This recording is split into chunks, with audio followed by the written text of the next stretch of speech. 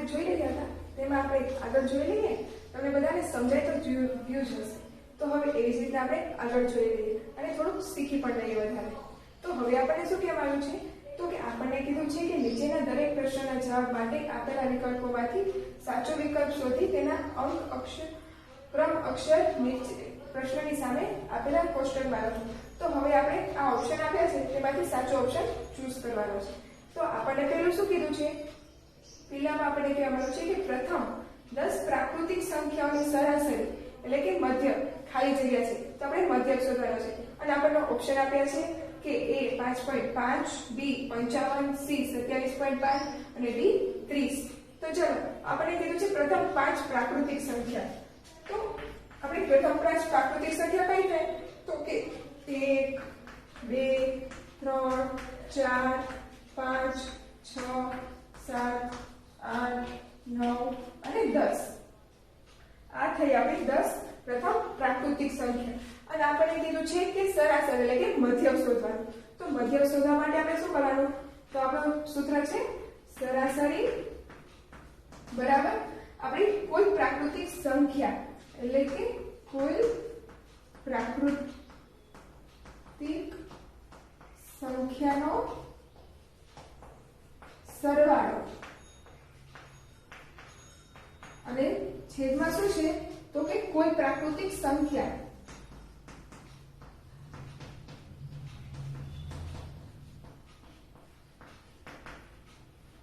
આ છે આપણો સૂત્ર. તો હવે આપણે સરાસરી શોધવાની છે. તો આપણે પ્રથમ 10 પ્રાકૃતિક સંખ્યાનો સરવાળો કરવાનો. તો આ 10 ની સંખ્યાનો સરવાળો કરીએ તો આપણો જવાબ આવશે 55. અને આપણી કુલ પ્રાકૃતિક સંખ્યાઓ કેટલી છે, તો કે 1 2 3 4 5 6 7 8 9 ને 10 એટલે કે 10. તો આપણો જવાબ શું આવ્યો, તો કે હવે પોઈન્ટમાં લઈ જઈએ તો 1 0 છે તો આપણે પોઈન્ટ કાપી લઈએ એટલે કે 5.5. આ આવી ગયો આપણો સરાસરી એટલે કે મધ્યક. તો આપણો શું આવ્યો જવાબ 5.5 એટલે કે A. હવે તેવી જ રીતે આપણે જોઈ લઈએ બીજું. તો એમાં આપણને શું કીધું છે, તો એમાં આપણને કહેવામાં આવ્યું છે કે અવલોકનો. તો અવલોકનો આપણને આપ્યા છે કે 6 8 10 x અને 14 ની સરાસરી 10 હોય તો આપણે x શોધવાનો છે. તો આપણને સરાસરી એટલે કે આપણે સૂત્રમાં સરાસરી એટલે કે મધ્યક આપી દીધેલો છે. તો આપણે શું શોધવાનું છે કે આ અવલોકનો આપ્યા છે તેમાં કે x એટલે કે x ની કિંમત શું છે તે આપણે શોધવાની છે. તો આપણને ઓપ્શન આપ્યા છે. તો ઓપ્શનમાં શું આપ્યું છે, તો કે A એટલે કે 10, B 20, C 12 અને D 14. તો ચલો આપણે શોધી લઈએ. તો આપણે સૂત્ર શું હશે, સૂત્ર તો આપણી પાસે આ જ આવશે. સૂત્ર આપણી પાસે આ જ છે. અને આપણી પાસે અવલોકનો કયા છે, તો કે 6 8 10 x અને 14. હવે આ છે આપણી પાસે. અને સરાસરી આપણને કેટલી આપી છે, તો કે સરાસરી આપણને આપી છે 10. અને કુલ પ્રાકૃતિક સંખ્યાનો સરવાળો તો કે 6 + 8 + 10 + x + 14. અને કુલ પ્રાકૃતિક સંખ્યા કેટલી છે આપણી પાસે, 1 2 3 4 અને 5. તો કે 5. હવે આવી રીતના છે આપણી પાસે.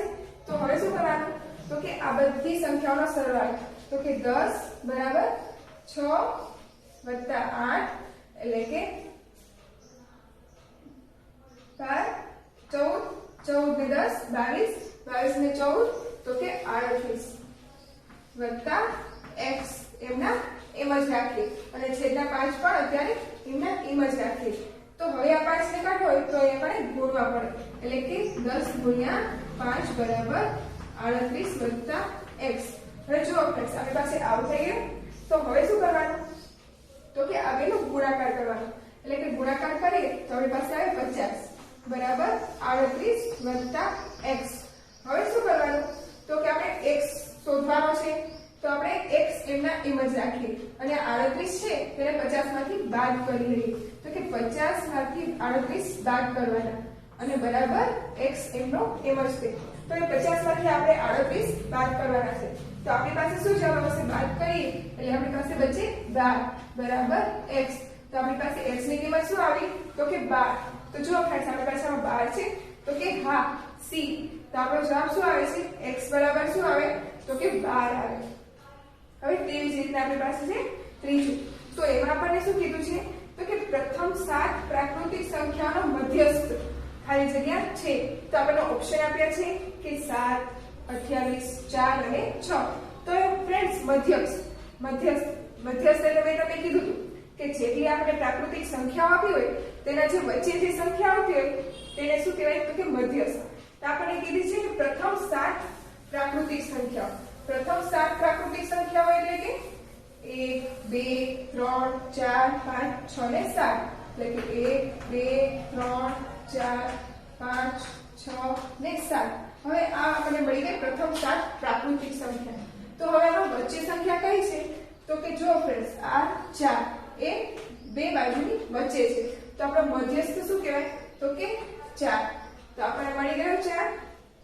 જો ફ્રેન્ડ્સ છે ને 4. તો આપણો જવાબ આવે છે સી એટલે કે 4. હવે તેવી જ રીતના જોઈ લઈએ આપણે ચોથું. તો તેમાં આપણને શું કીધું છે કે પ્રથમ 5 એકી પ્રાકૃતિક સંખ્યાઓની સરાસરી એટલે કે મધ્યક શોધવાનું.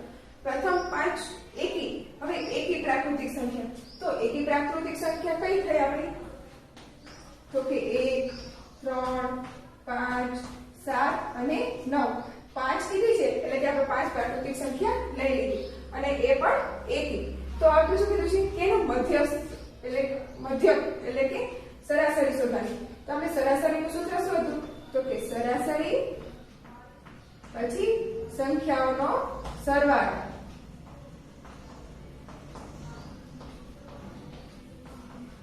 અને છેદમાં કુલ સંખ્યા. તો હવે આપણે શોધી લઈએ. તો પહેલા શું કરવાનું આ બધાનો સરવાળો કરીએ.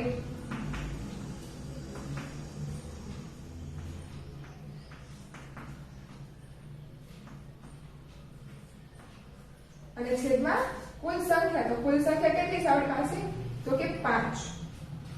હવે શું કરવાનું છે તો કે આ બધાનો સરવાળો કરવાનો છે. તો સરવાળો કરીએ તો કે 3 ને 1 4 ને 4 4 ને 5 9 9 ને 7 તો કે 16 16 ને 9 તો કે 25 ને છેદમાં 5. જો ફ્રેન્ડ્સ આવી થયું. તો હવે શું કરવાનું તો કે 25 25 આપણી પાસે આવ્યા 5. તો આપણને શું મળી તો કે સરાસરી બરાબર 5. તો આપણે શું જવાબ મળ્યો તો કે 5.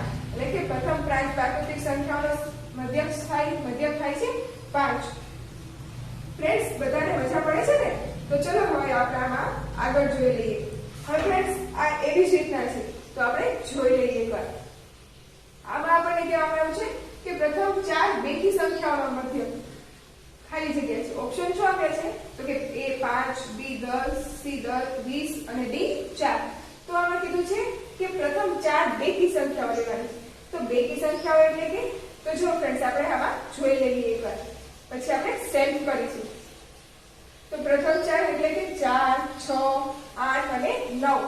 હવે આપણે 4 સંખ્યાઓ લઈ લીધી અને છેદમાં આપણે લેશું આપણી પ્રથમ 4 બેકી સંખ્યાઓ છે 2, 4, 6 અને 8 અને છેદમાં આવશે 4. એટલે કે હવે બધા 4 સંખ્યાઓનો સરવાળો કરીશું. તો સરવાળો કરીએ એટલે કે 2, 4, 6 અને 8 નો સરવાળો બધા આપણને મળશે 20 અને છેદમાં આવશે 4. તો આપણે છેદ ઉડાડીએ તો આપણને મળી જાય 5. હવે તેવી જ રીતે આપણે જોઈએ છઠ્ઠું.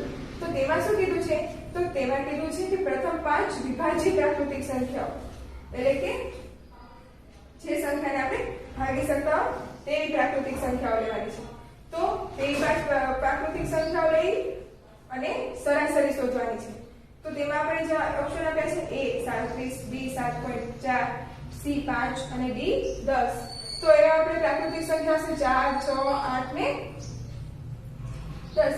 હવે છેદમાં આવશે 5 કેમ કે 5 વિભાજ્ય સંખ્યા લીધી છે. હવે પાંચે સંખ્યાનો આપણે કરશું સરવાળો. તો સરવાળો કરતા આપણને મળશે 37 અને છેદમાં 5. હવે શું કરશું તો કે આપણે કરવા પડશે છેદ ઉડાડવા માટે ગુણવા પડશે. તો કે 37 ગુણ્યા 2 અને 5 ગુણ્યા 2 અને આપણો જવાબ ગુણતા આપણને મળશે 74 ના છેદમાં 10 એટલે કે આપણને મળશે 7.4. હવે તેવી જ રીતના આપણે જોઈ લઈએ 7મું. તો તેમાં આપણને શું કીધું છે તો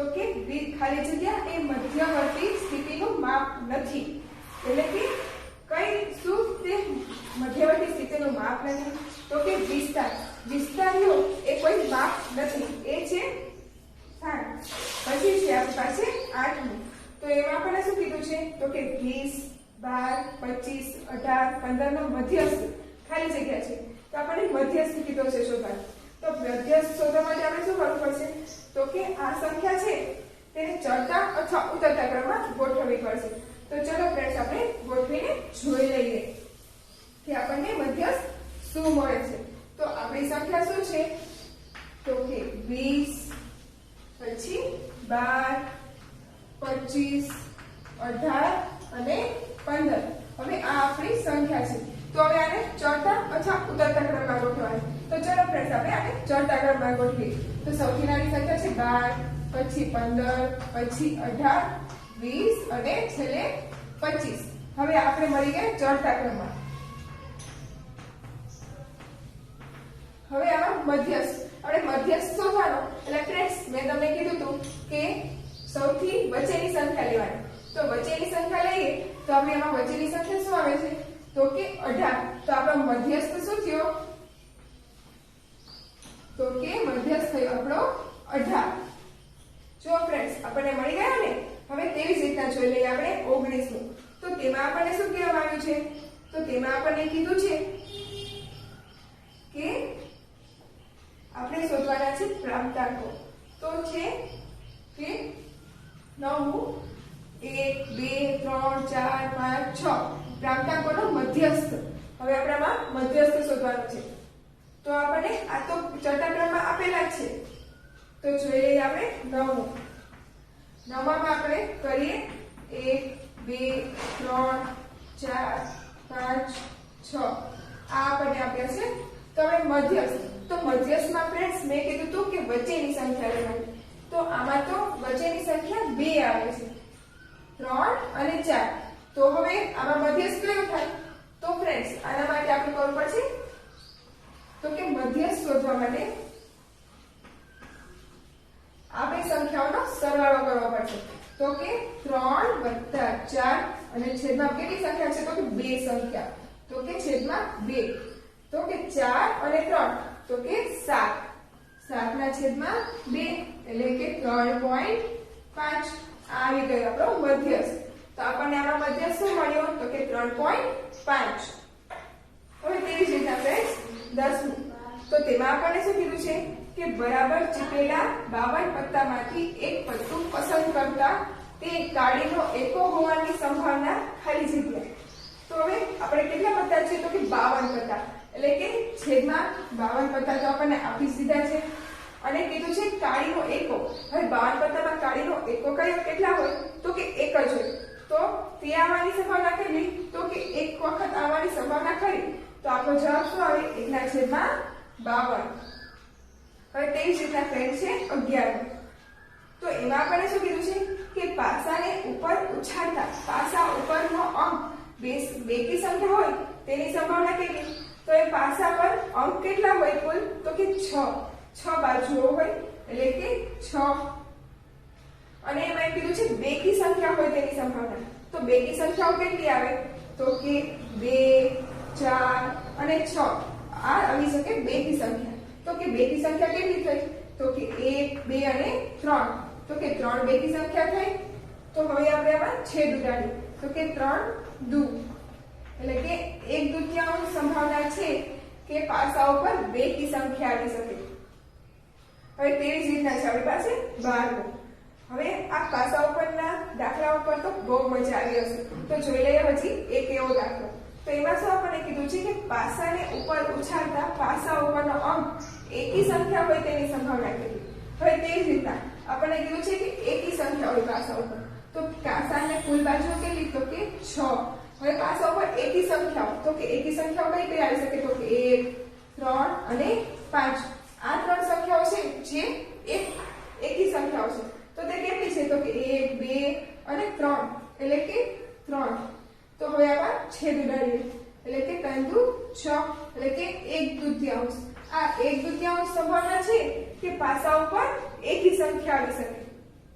તો ફ્રેન્ડ્સ આમાં બધાને મજા આવી ને. તો ચલો હવે આમાં જોઈ લઈએ આગળ. તો આગળ શું છે તો કે ખરા ખોટા. તો કે આ વિધાન સાચું છે કે ખોટું. તે આપણે જણાવવાનું છે. તો ચલો ફ્રેન્ડ્સ, આપણે જોઈ લઈએ. આમાં આપણે આપ્યું છે કે પહેલું, કોઈ પણ માહિતીના મધ્ય, મધ્યસ્થ અને બહુલક સરખા ન હોઈ શકે. તો કે કોઈ પણ માહિતી એટલે આપણે કોઈ બી માહિતી આપણને આપવામાં આવી હોય તેનો મધ્ય, મધ્યસ્થ અને બહુલક સરખા ન હોય તો તે ખોટું છે, કેમ કે કોઈક વાર સરખા આવી પણ શકે. પછી છે આપણી પાસે બીજું, તો તેમાં શું છે, માહિતીમાં એકથી વધુ બહુલક હોઈ શકે. એમાં કીધું છે કે બહુલક એકથી વધુ કોઈ હોઈ શકે. તો કે હા, બહુલક એટલે કે જે સંખ્યા વધુ કે વધુ આવતી હોય એટલે કે બહુલક, એટલે કે તે પણ વધુ હોઈ શકે. હવે તે રીતે આપણે જોઈ લઈએ ત્રીજું. તો એમાં શું છે, તો કે માહિતીનો મધ્ય એ માહિતીના કોઈ પણ પ્રાંતાંક જ હોઈ શકે.